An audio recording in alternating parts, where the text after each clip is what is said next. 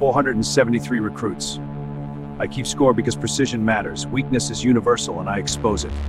Engraved on an arm? No. Practical, not sentimental. Drill Sergeant Crixtel had broken 473 recruits over the course of 15 years. He kept that number locked somewhere behind his yellow eyes like a trophy he could pull out and admire whenever he needed reminding of who he was. He had considered marking it permanently on his secondary manipulator arm once, but decided that was a bit much, even for him.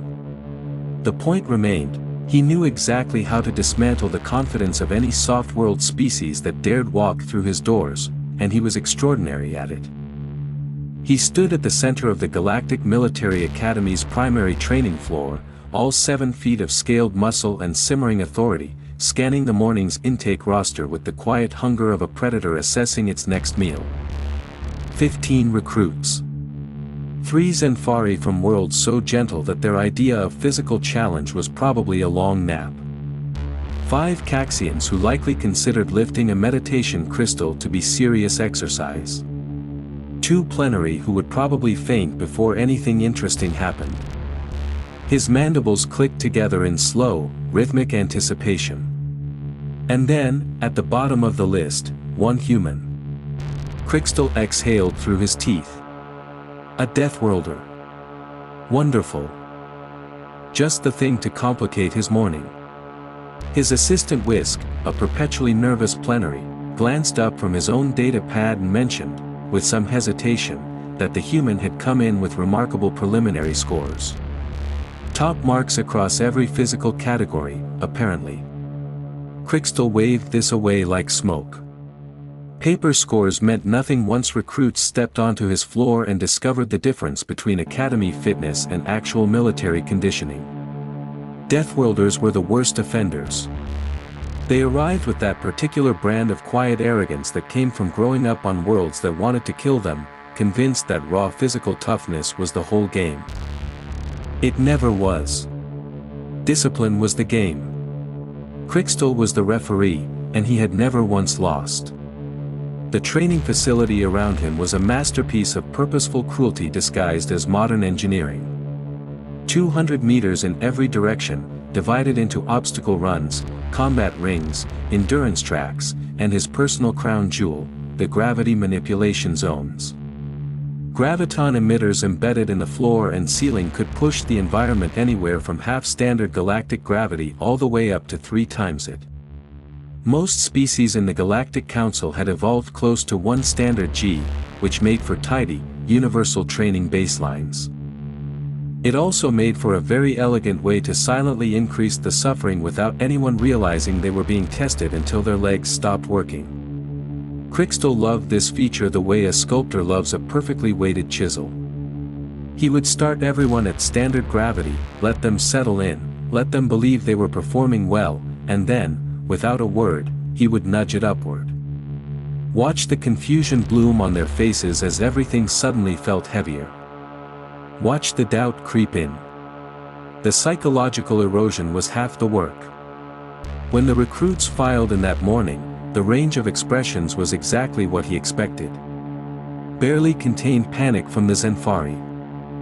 The Quilaxians whispering to each other, their crystalline skin chiming softly. The Plenary already sweating before a single command had been issued.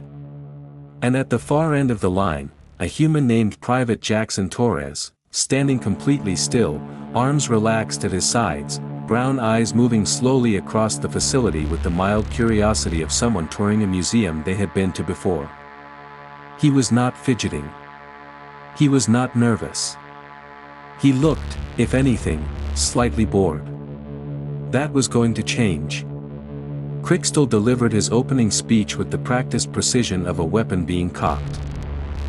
He paced the line, explained that their comfort and dignity were now his property, that most of them would fail within the first 3 weeks, and that survivors would leave as soldiers rather than the decorative civilians they currently were. When his eyes landed on Torres, he made a point of noting that high-gravity homeworlds were not a shortcut to competence. They just made you heavy. Torres did not react. Not a flicker of irritation, not a tightening of the jaw. Just that same calm, almost sleepy expression. Crickstal felt the first small flare of genuine interest. He ordered a warm-up. 50 push-ups, 50 core rotations, a 2-kilometer perimeter run. 20 minutes. As the recruits scrambled to their positions, he drifted toward the wall panel, turned his back to the floor, and bumped the gravity to 1.5 standard G. The results were immediate. One of the Zenfari collapsed mid-push-up with a wheezing sound like a balloon being sat on, his face pressed flat against the floor, asking in genuine distress whether someone had sat on him. The Quilaxians ground through their reps with the grace of people moving through wet cement. The plenary gave up entirely within the first minute and simply lay there, breathing as though the air had become a solid substance. Torres was on his 37th push-up. Perfect form. Steady breath. Not a tremor in his arms, not a single wasted movement. His face still carried that same neutral expression, as if the exercise were something he was doing while waiting for something more interesting to begin. Crickstal stared. He checked the panel. 1.5 standard G, confirmed, no deviation. He looked back at Torres, who was now on his 48th rep. When Torres finished, he stood up smoothly, transitioned into core rotations without breaking rhythm, and moved with the fluid ease of someone at standard gravity, or possibly lower. Crickstal strode over and told him not to showboat. Torres paused, looked up with an expression of genuine confusion, and apologized, asking if he should perhaps slow down. He sounded sincere. Not cocky. Not smug. Actually concerned that he might be making others feel bad. Crickstal sent him back to his exercises and ordered Whisk to run a bioscan. The results came back clean. No augmentations, no enhancements, no stimulants. Just the human, operating at 1.5 times standard gravity like it was a mild Tuesday morning. Crickstal ordered a full diagnostic on the gravity system. The system was functioning perfectly. The 2-kilometer run confirmed everything and made it worse. Torres finished in 11 minutes and 43 seconds, humming what sounded like a folk song. The last Zenfari crossed the finish line at 24 minutes and 59 seconds and collapsed like he had been unplugged. Crickstal had spent the rest period checking and rechecking every component of the gravity system, unwilling to accept that the universe was simply doing this to him. The next day, he pushed it to 2 standard G. The effect on the other recruits was catastrophic in the truest sense. Knees buckled across the floor. One Quilaxian toppled sideways with a crystalline crash. A plenary began crying with the full commitment of someone who had genuinely reconsidered every life choice up to this moment. The Zenfari recruit could not lift his head off the floor.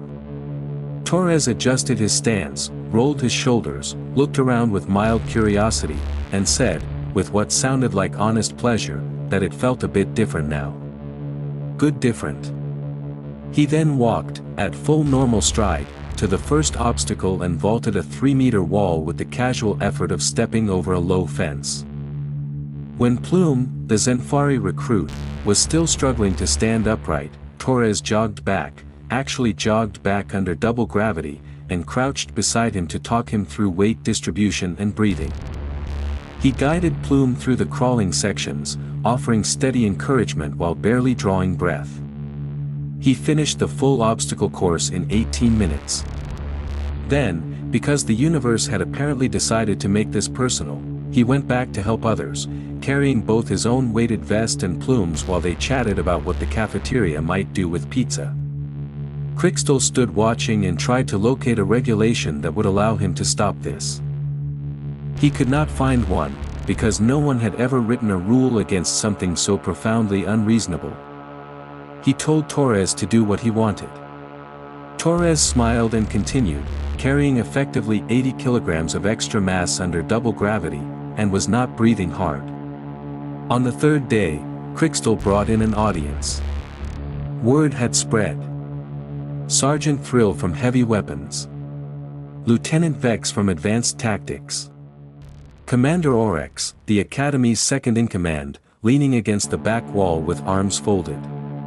Crystal pushed the gravity to 2.5 standard G, the facility's hard limit, and watched the room react.